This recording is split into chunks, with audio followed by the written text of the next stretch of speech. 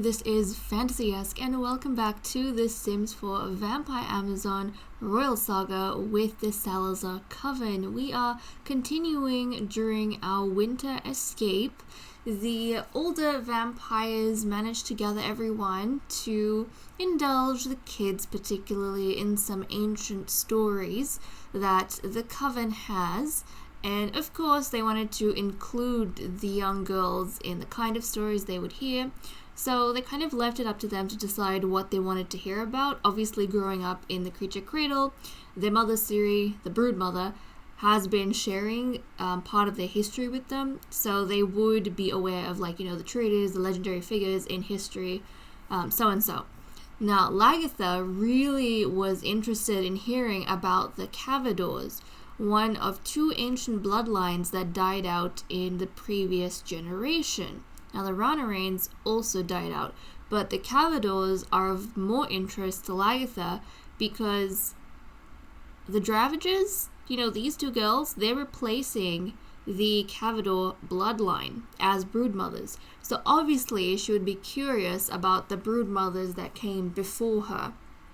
And that's what Lagatha was getting into, which Yuki, she went into the tales, and the other vampiresses were there to give their input as well. And, they went back to the beginning with Eleanor Cavador. She's pretty famous. We all know about her. If you've stuck around since Generation 1, she was the first brood mother. She was the first vampiress to join the Queen's, Queen Sheba's coven. And then she turned into a traitor. She was she was being really, really weird in the creature cradle, so the queen dismissed her, and then by that point I think she had a daughter, and then she kidnapped her daughter from the castle and ran off into the woods, and then she had to be brought back by the scholar and the champion, so a lot of drama happened. And so that was like the first traitor in the Cavador bloodline. Obviously, the next 2 generations of Cavadors redeemed themselves, and so did the fourth, so second, third, fourth generation Cavadors. I think they all worked hard to wash that stain off their bloodline, off their lineage, and they were faithful to the queen and the crown. Unfortunately, for our last Cavador, Rowan, she got caught up with, I don't want to say the wrong crowd, because really it wasn't the wrong crowd. She got blamed unfairly for something she did not do, and she was killed as a result. So as far as official history stands, the last Cavador was a traitor to the throne, when we know that isn't actually the case. So these girls, they were discussing the story that they heard amongst themselves after the morning stories of the winter escape kind of wrapped up. And we know that Lagatha is a very observant child, and so Lagatha, she has her own thoughts about this. Meredith, she wanted to know what her sister, was thinking regarding the story of the Cavadors, because it kind of relates to their future as well, and, their past in terms of the role that their bloodline is kind of continuing. And Lagatha acknowledges that there is, she feels as though a lot of what she was hearing has to do with bad blood, both from the very beginning and at the very end. So I think Lagatha is questioning just a little bit the validity of the stories that the ladies are telling them. Is that actually, what happened to the Cavadors, or is that what they want everyone to think happened with the Cavadors? So she's questioning that. But at the same time, she knows she shouldn't say it in front of the elders, because the elders are the ones in power, and the elders want them to think a certain way, so they have to make sure they are aware of their surroundings and that their opinions on certain matters reflects that. So she's kind of teaching Meredith a few things here. Meredith's first thought was, maybe it's improper to question the elders, and Lagatha's correcting her sister and saying, no, don't feel as though you need to always agree with what the elders are saying. That's not what I'm about. I'm just warning you that whatever we think, that's not something we should necessarily voice. And I think Meredith also realizes that as Dravagers, they lead, they walk a very thin line. Because now that the girls are older, I think they would be aware that their father was exiled for, his traitorous actions. And so I think that's another part of the Cavador tale that appeals to Lagatha in particular. She's seeing this thing about how, the previous broodmother bloodline had a traitor in there, and that kind of screwed over all the other Cavadors to come afterwards. And so now these two, the queen has said that they will not carry the taint of their father, but at the same time, I think Lagatha is just being wary. And Meredith is also being wary because of that. They kind of know that their father is exiled, and I don't think they were that close to him. He definitely didn't make an effort with them, and so I don't feel as though they would have been that close to him, but they are aware of their family history. So, yeah, Meredith, I think, feels a little bit pressured, but that's probably why she is so proper in court. She wants to be the perfect little vampiress, so that the older vampires approve of her, and she can fit in better. I think that's what she's all about. But I found it very interesting. I kind of wanted to spend some time getting to know the girls a little bit more, which is why I gave them a bit more time in the movie for this episode. But there we go. That's what's going on with these girls. Now, I feel as though some of them are not feeling too good. Maybe we can get them rested up and then join back in to see how everyone's going. It's almost 5:30 p.m. Meredith is spending a bit more time with Yuki, probably following up on what she heard about the Cavadors. I wonder if anyone's going to be that interested in the Rana Reigns. Now, obviously, Saphira wasn't too happy being there with the kids, telling stories, especially because she was seated right next to the kids. She just does not like being in their vicinity. When they're off doing their own thing, they're on separate levels of the estate. She's much happier that way. As long as the kids are there, yeah, she's not gonna feel too great. In fact, if we ever swap her out of the castle, I'm probably gonna send her to Castle Sheba rather than the Creature Cradle. Otherwise, she's just gonna go crazy. So we've got that with her. Now, Lagatha, she still has this one. I feel like since they've updated, the wands are a little bit broken. Like, I used the want refresher, which is a potion that you have to buy now, which is so silly. I used that, and still, like, it didn't work. So I just wasted a bunch of points. So that's quite unfortunate, but we kind of just have to work with what we have. She wants to become friends with Aphrodite, but she's already friends with the queen, so really, Lagatha doesn't really need to be working on that.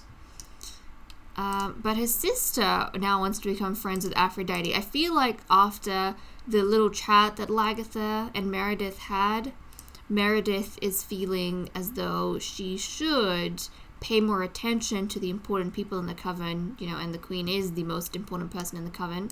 So she's definitely going to be trying her luck at that.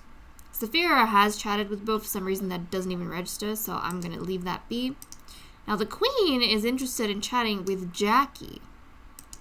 Jackie is an acquaintance of hers.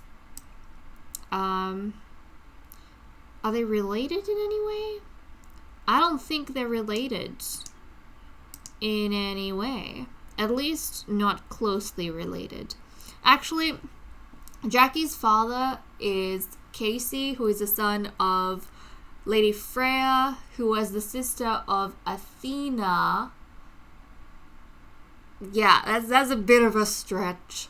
So let's see. Aphrodite, Wisteria, Athena, grandmother's sister's son. It's like a uncle, cousin. He's a very distant cousin, basically. Very, very distant cousin.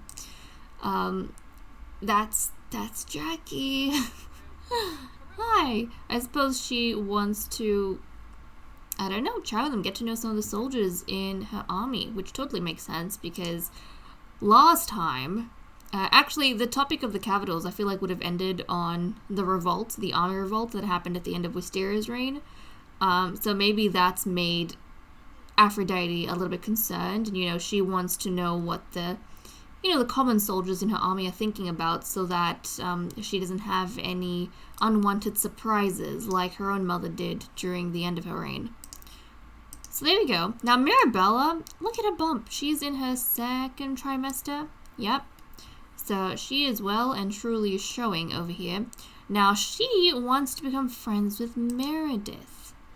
She wants to become friends with the younger of the two Dravage twins, which I find interesting, and I'm trying to figure out her motive for doing so. I mean, she was trying to befriend Galaxia in the previous episode, which she succeeded at, but we were aware of why she's doing that. Now I'm wondering, why Meredith and not Lagatha? Why Meredith and not Lagatha? Maybe she feels as though Meredith is a bit more subservient and easier to manipulate, like easier to have on your side. So maybe she should befriend Meredith, whereas Lagatha is more observational and Lagatha is kind of open to questioning things a little bit more, whereas Meredith kind of just follows along with what she's told. So I can kind of see how Mirabella feels as though Meredith is the youngster to, to have on I wouldn't know if that's her side. Oh, did you not have the want refresher? Is that why it didn't work? What? Drink it. Drink it. Come on. Is that why she just, like, dropped it on the dance floor and that's why it didn't work? Because she never even drank it? Well, that kind of answers some questions. Come on, chug it. Chug it. Drink it. Does it actually work? That does not seem to have worked, even though she drank it, which is a bit unfortunate, but like I said, this whole thing is kind of broken. Quite unfortunately so. But that's fine, we can at least try and work on the stuff that we know these ladies would like to, are interested in. So Meredith definitely wants to connect a bit more with the Queen, following her sister's footsteps. So let's brighten the Queen's day. Let's give her a heartfelt compliment. Let's talk about favorite animal. Ask about vampire history. We'll share winter escape excitement. Okay, we'll just line those up. The Queen must be coming down to sit with her. That's good, that's good. And yeah, I think Ciri is in a much... Well, we think Ciri's in a much better mood. I feel like the sadness of losing Emmanuel comes back to her from time to time. But at least in front of the others, she's able to put on a brave face. And I don't think she wants her daughters to feel that, you know, their mother is breaking down. So maybe she's trying really hard to make an effort during the winter escape. But she's still, I think, very sad about that. Obviously, she was like super in love with Emmanuel. She doesn't see what he did wrong. And I don't think she believes he did any wrong, but she's kind of grateful that at least he's alive because she knows their family history and she knows that if the Salazars so choose, they can and will put you to death. So she's kind of just working with what she has. Meredith, you needed a quick bathroom break. Where is the Queen? Queen's dancing. You should probably dance with the Queen. Go dance with Aphrodite. Go dance with the Queen. The Queen's enjoying herself. You enjoy yourself as well. Don't worry about... You know what? I don't even think... It is the winter escape, so I feel it's kind of sad to make them do homework. And I probably should not. But also, there's nothing else that she is particularly wanting to do, so I don't necessarily see the harm in that. Let's see, I need some shelves. Where do we have bookshelves? Let's purchase some books. Let's purchase some books. Okay, open this up. Give one to you, give one to Meredith. You can work on some of your academy homework since you don't have anything better to do right now. Okay, she's dancing with the Queen. That's cute. But keep chatting with her. Ask her about her day. Tell her a goofy story. That's how your sister made a really good impression on the Queen. Are they friends? I think they should be friends by now.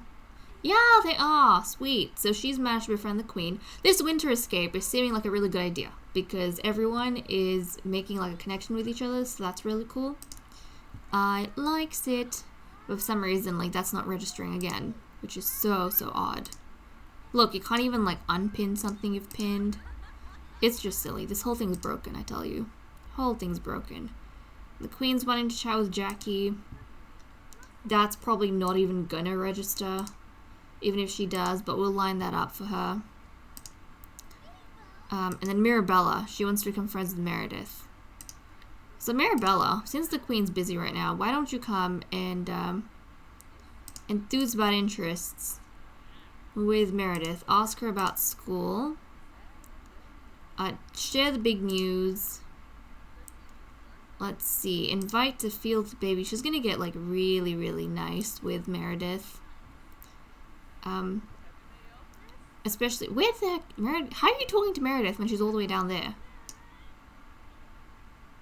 I don't know. I mean, she's here with Galaxia and with Lagatha, but I feel like the more Mirabella spends time with Lagatha, the more she notices how observant Lagatha is, and that unnerves her a little bit. She feels like Lagatha is a bit too wise for her age, and she doesn't like that. So I think she would rather stick around Meredith. Yeah. Okay. Well, let's chat with Meredith a bit. And I'd love the queen to be in this conversation too, but she keeps running off and doing who knows what. That's fine. Look, Mirabella is gonna take this chance to... Oh, look at this! Look at this. I feel like, you know, pregnancy and such would be so fascinating for the young girls and whatnot. And Mirabella's totally using that to her advantage. I mean, she's gonna have, hopefully, a daughter and such, but she's making, enthused about vampires, she's making Mirabella feel like she's a part of this growing community, and it's, like, very exciting. Give her a pep talk, some encouragement, discuss interests. She's gonna praise vampire lifestyle. Ask about her day.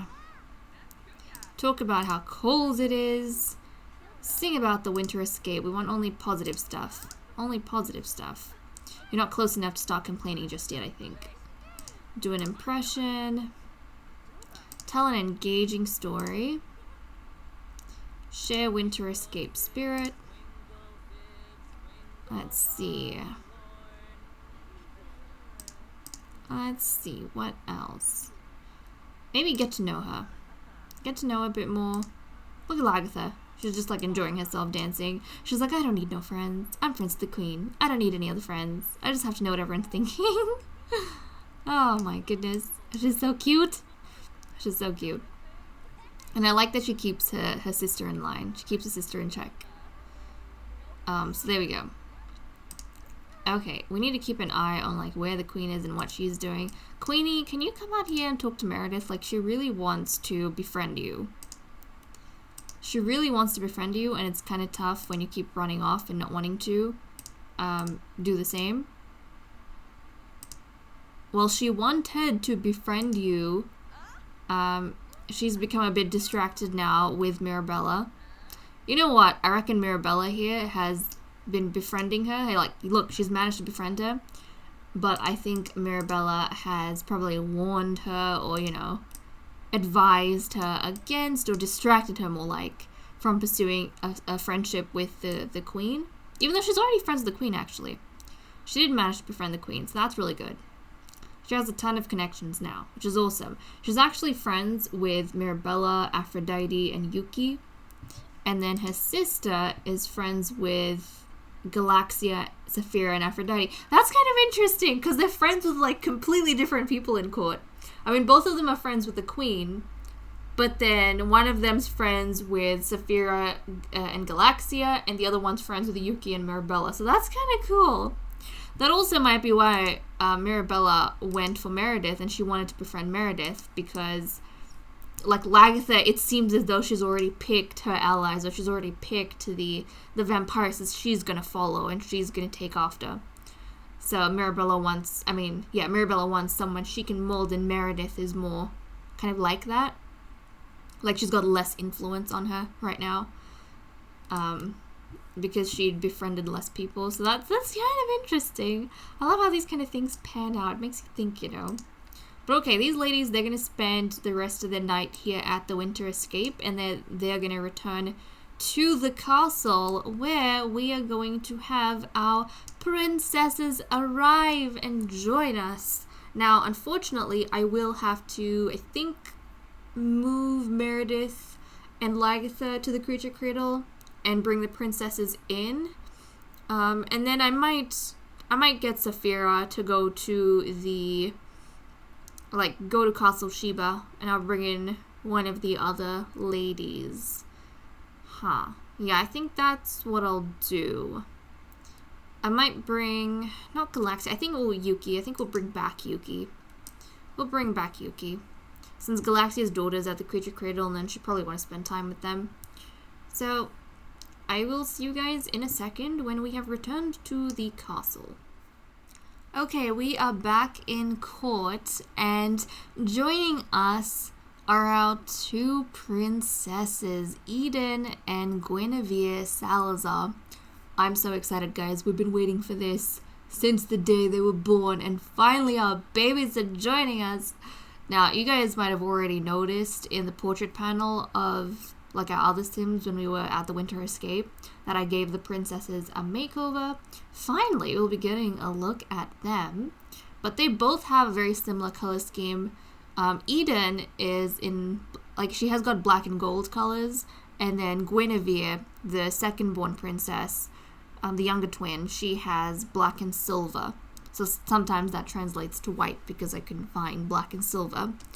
But let's take a look at them. Obviously, the queen, she's kind of dressed in her winter getup.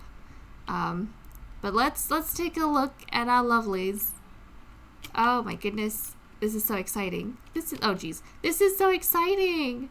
Look at them, guys. Look at how cute they look.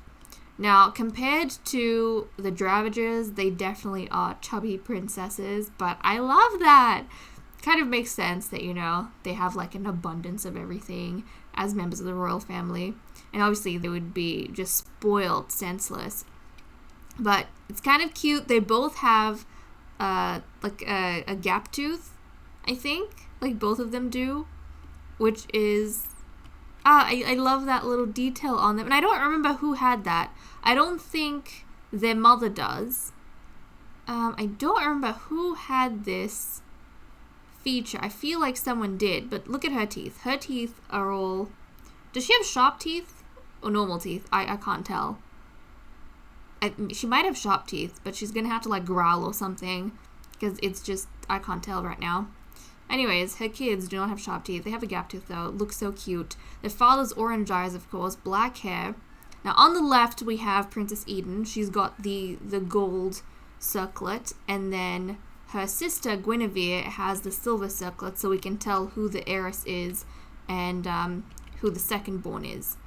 But there we go. Look at them. They look adorable smiling.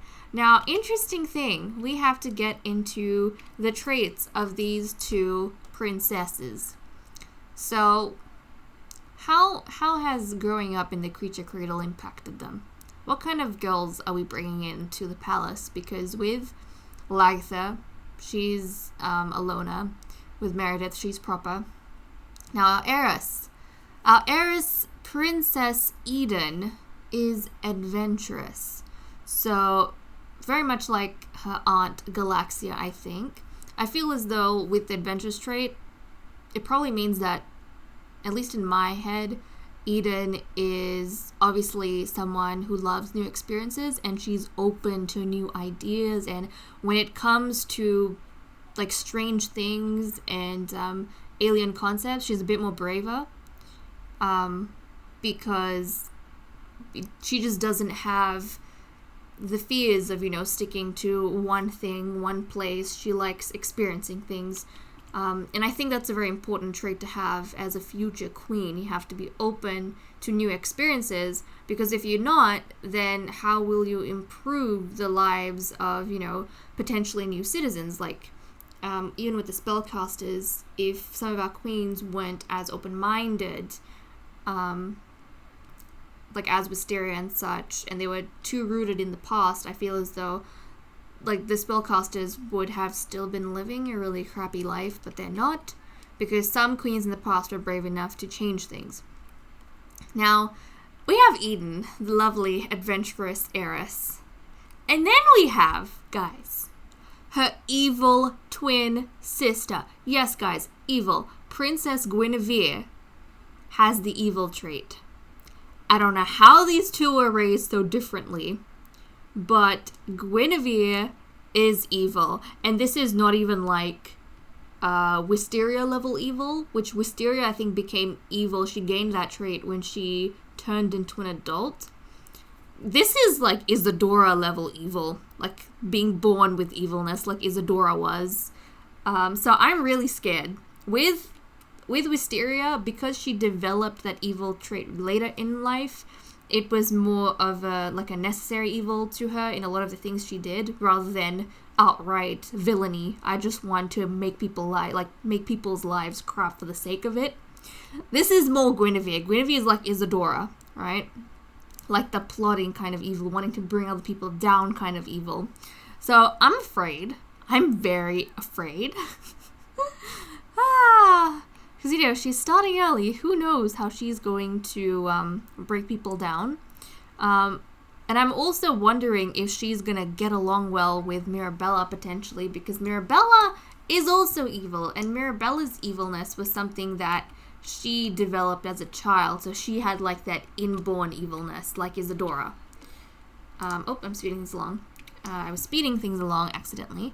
But yeah, she's got this inborn kind of evilness. I'm wondering if she's going to get along really well with Mirabella, and if they're going to work together to make other people's lives hell. It is a scary concept. And one that I hope does not, I don't know. See, this, you know how he was saying how we want our twins to be like besties and such, and whatnot. And the Dravagers, they seem like a really caring set of sisters. I have a feeling that we could have our very first, like, super duper, from a young age, rivalry among the princesses. I mean, Zelda and Wisteria kind of had that, but when they were growing up, it was like petty rivalry. It was the normal kind of rivalry you have with your siblings, because, you know, you don't want to share or anything like that. It wasn't an outright, like, I will kill you rivalry because I just despise you. I have a feeling that it could happen between Eden and Guinevere, and it depends on how they grow up, so I'm kind of terrified of that. Their relationship, they are friends right now with each other, so that's really good, and they are really close with their mother and their father. But I suppose time will tell how they gel with the others in court, which I'm very curious about.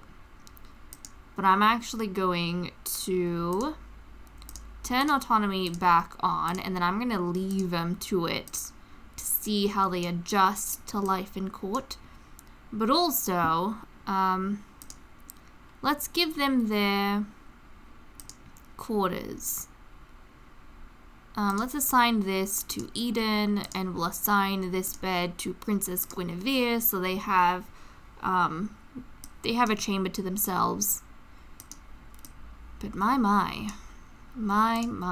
So if we look at their outfits, she's got kind of more blacks and golds going on, and then her sister has like a black and silver theme. And so there's like a bit of white there in the place of silver. But, oh my goodness, I don't know if Guinevere is going to be satisfied, you know, as second born. I don't know. I mean, look at her. She's all ready.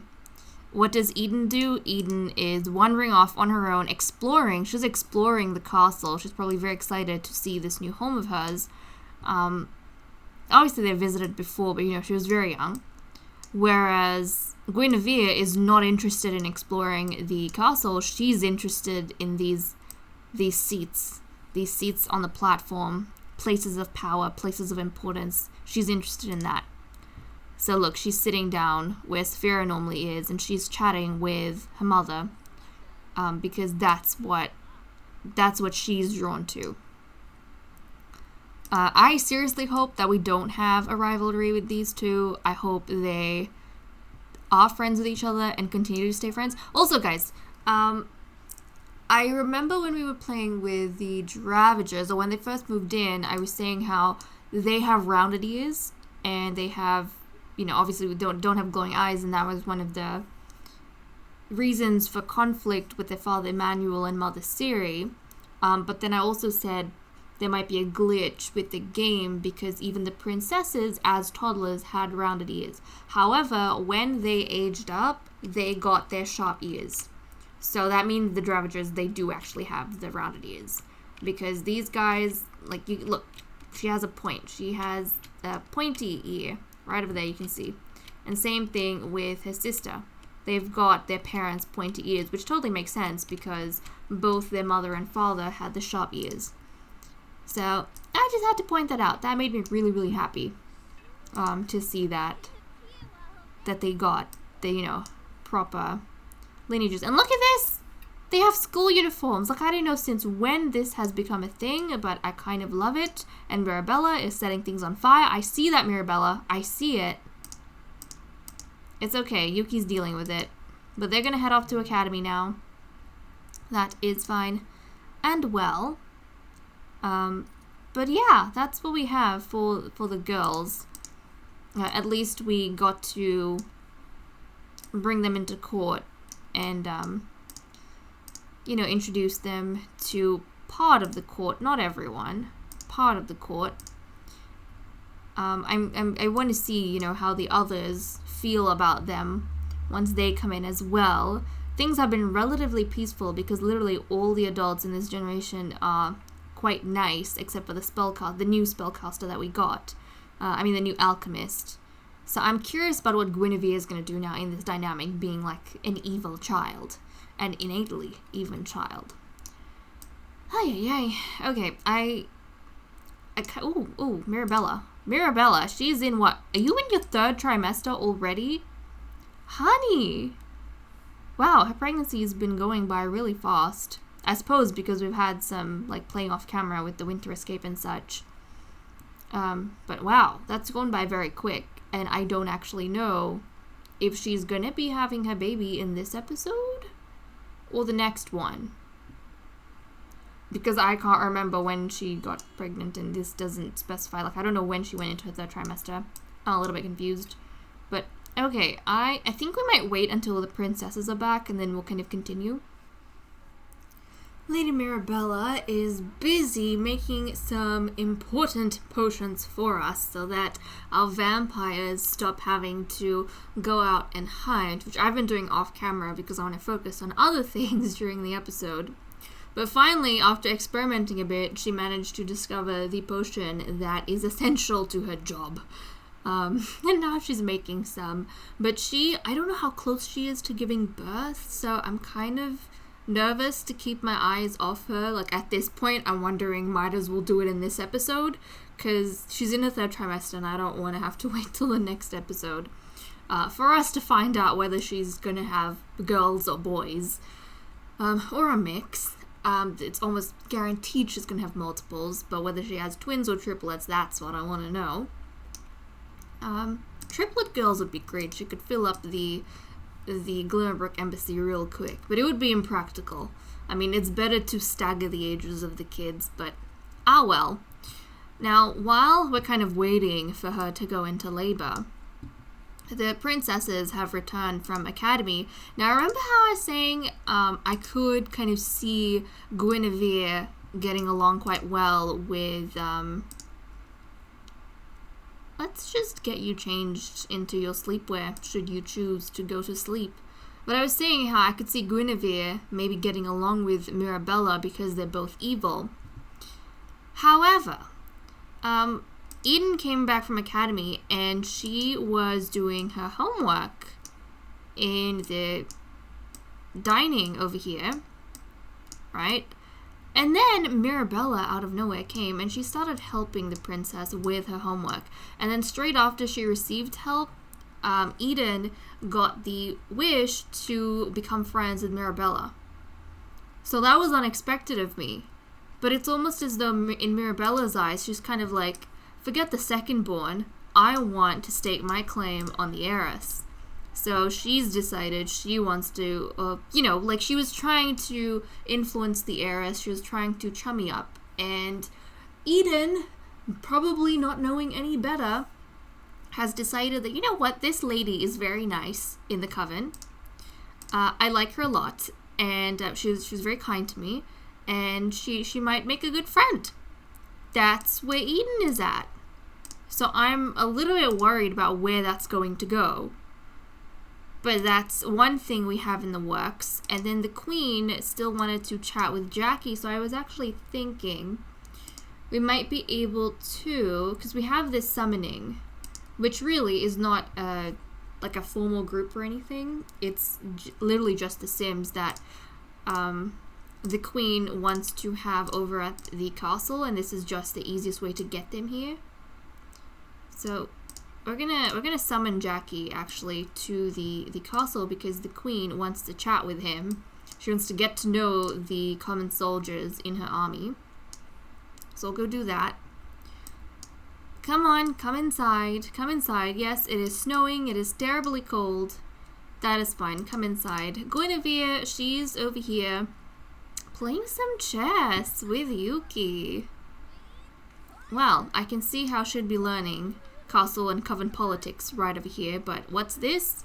She wants to insult her mother, Guinevere. Are you crazy? Guinevere, you can't be a spoiled princess like that. I mean, if you want to, but I don't know if your mother's gonna take it that well. Your relationship is really good right now, but if you ruin it, all sorts of things could happen to you. What if you're the first Salazar that gets killed by their own blood? Like, geez, we've never had that happen before. I mean, I would expect this behavior towards someone else, but the queen, your own mother, the flippin' queen, even Zelda and Wisteria knew better.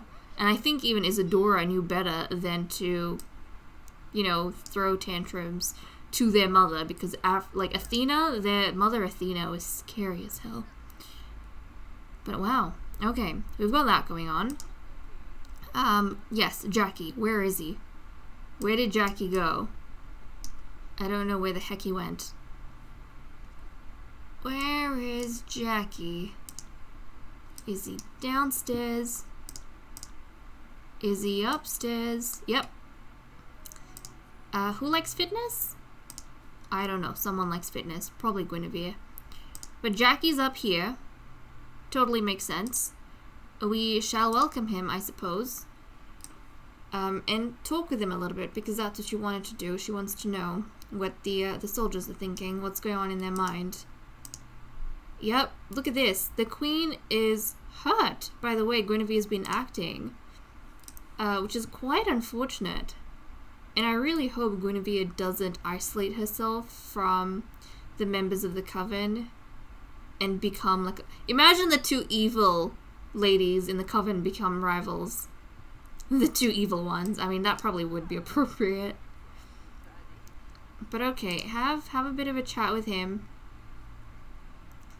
You know what? Show off muscles. Let's do that. Since he's in the army, show him your strength and whatnot.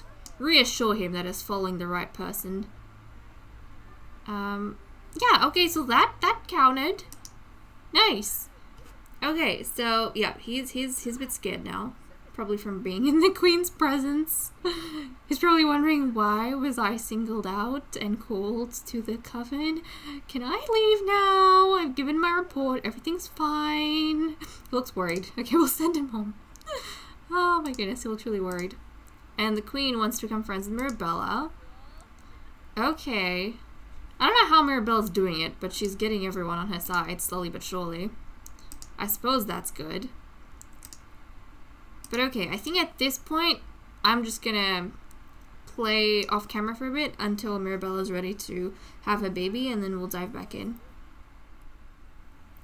Oh no, Mirabella is exhausted and she is in labor.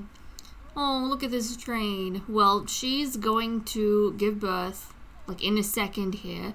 So everyone who's at the palace is currently present. I don't know what's going on with the princesses. Again, the Sims and the stupid glitches, but their eyes have gone to, like, the human eyes now, which is kind of irritating when we know they're supposed to have orange eyes.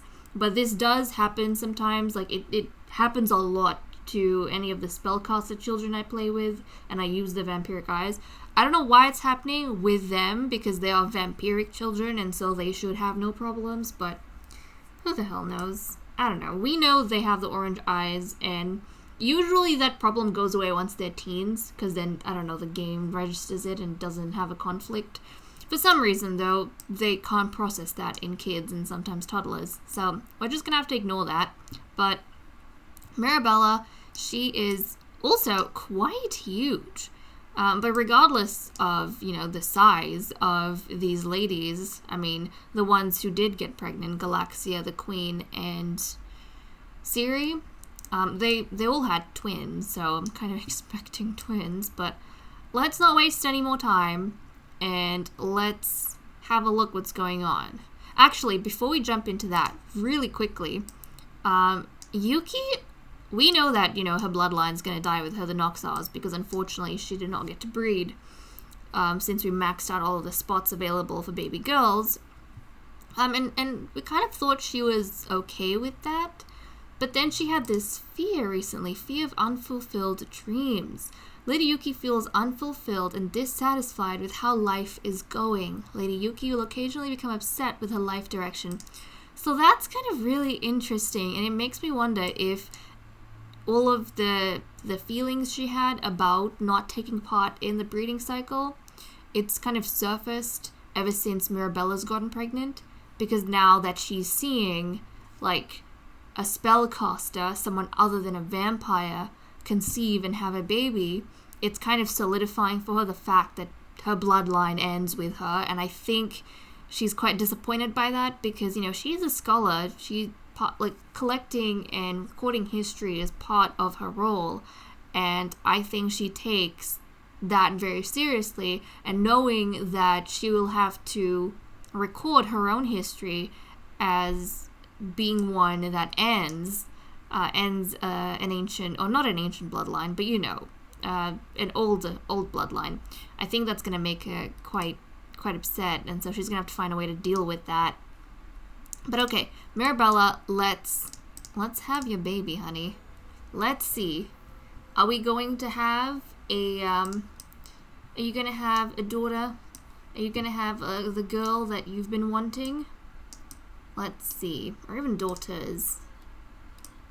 I mean, at this rate, she's highly likely to indeed have daughters. Let's see. What is she going to give us? What is she going to give us? And it's a girl. Was there a surprise in that? No.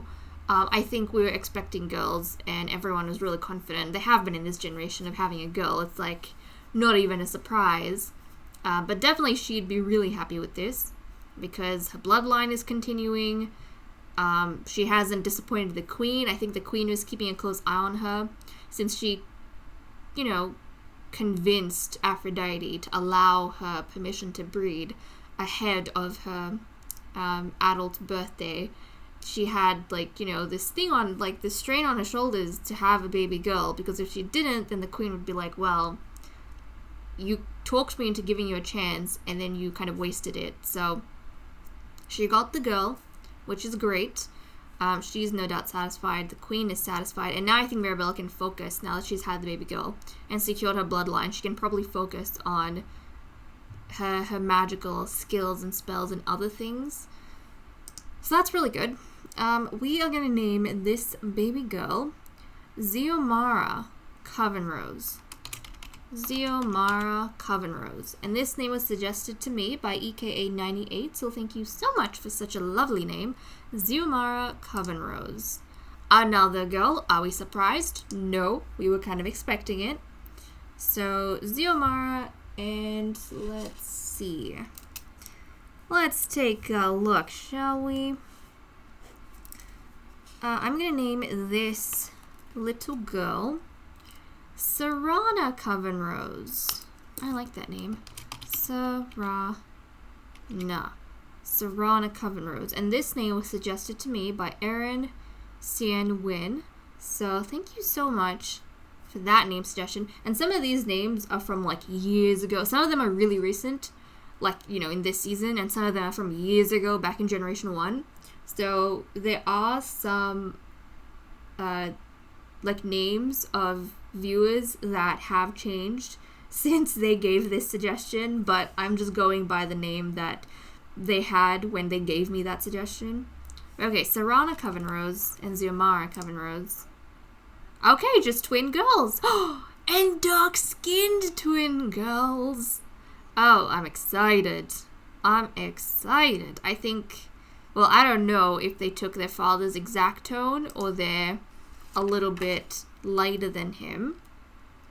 But I'm fairly sure the way it works in The Sims 4 is that the babies get, well, you know, not these babies, there's only 3 tones for the babies themselves, but, you know, when they become toddlers, then you kind of see the actual skin. But they take on any shade in between the two their parents have. So it's not one or the other. It could be one or the other, or it could be any shade in between. So I'm kind of excited because it looks as though they're on the dark side. Okay, excellent. So we have Xiomara and Serana Coven Rose. Now, obviously, Xiomara is going to be her mother's heiress. So, you've got that, but when they come of age, they'll both probably be apprenticed to her together, since they are twins. So let's see. Feed the baby, and then calm the baby down. Bounce the baby. Feed this baby too, and then bounce this baby as well. Now, the queen's happy. I think this would be an interesting kind of lesson for the princesses to see how this whole process happens. I mean, they were here throughout her pregnancy. Not in the very beginning, but they were here throughout her pregnancy. And they got to see the babies be born. So I think that would be quite fascinated by that. And obviously, this is very tiring because Mirabella has just passed out.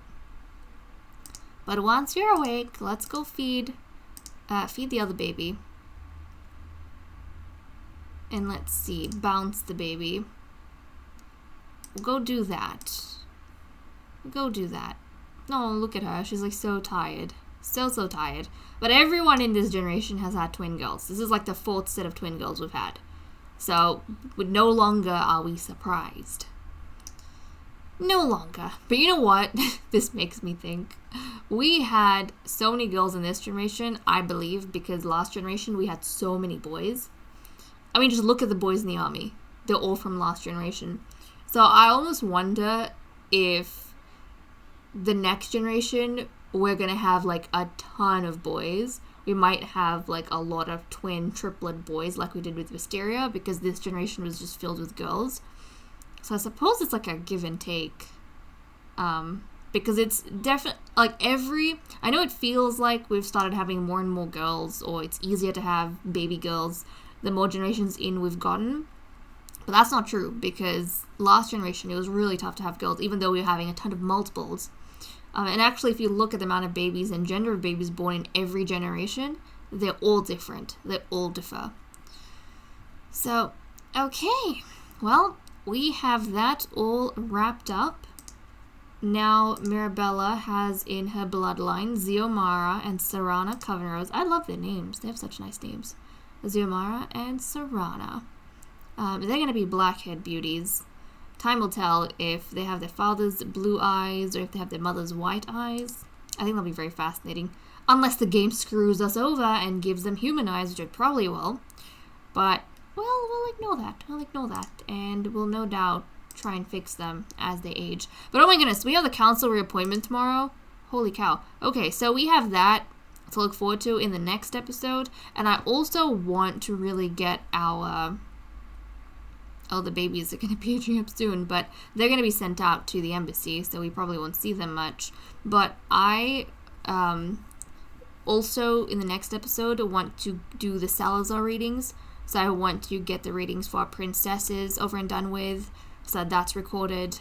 But yeah, so next weekend, I suppose, look forward to that.